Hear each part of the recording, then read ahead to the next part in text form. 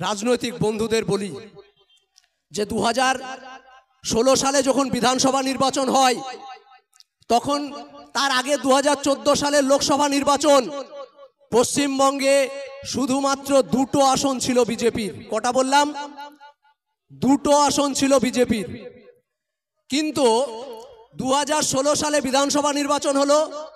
2016 সালে বিধানসভা নির্বাচনে সিপিআইএম এর ভোট ছিল 28%। কত বললাম? 28%। তারপর 2019-এর লোকসভা নির্বাচন আসলো।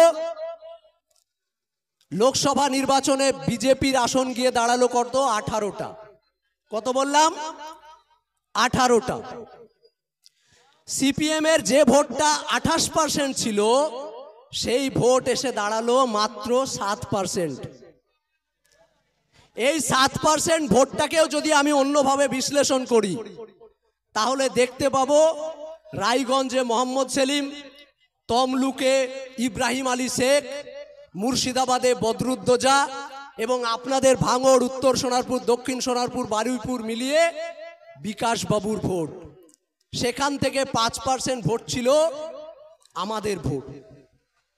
সেই অর্থে যদি বলতে যাই, তাহলে মাত্র 2% মানুষ ভোট দিয়েছিল সিপিএম কে 2019-এ।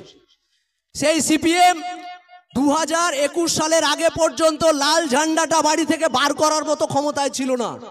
আজ আমি এই কথাটা বলতে বাধ্য হচ্ছি, কারণ যতটা আমাদেরকে অন্যান্য রাজনৈতিক দল আক্রমণ করছে, করবে জানি, বিজেপি আমাদেরকে আক্রমণ করবে, তৃণমূল চোর জোচ্চরের সরকার আমাদেরকে আক্রমণ করবে, কারণ আমরা স্বচ্ছতার রাজনীতি শেখাতে এসেছি বাংলাকে। স্বচ্ছতা আদর্শের রাজনীতি শিক্ষা দিয়েছেন ভাইজান। কিন্তু আমাদের বন্ধু এক সময় সিপিএম, তারাও আমাদেরকে আক্রমণ করছে। অবাক লাগে, এই কথাগুলো ভাঙড়ের মাটিতে দাঁড়িয়ে বলা দরকার আছে, আমি মনে করছি।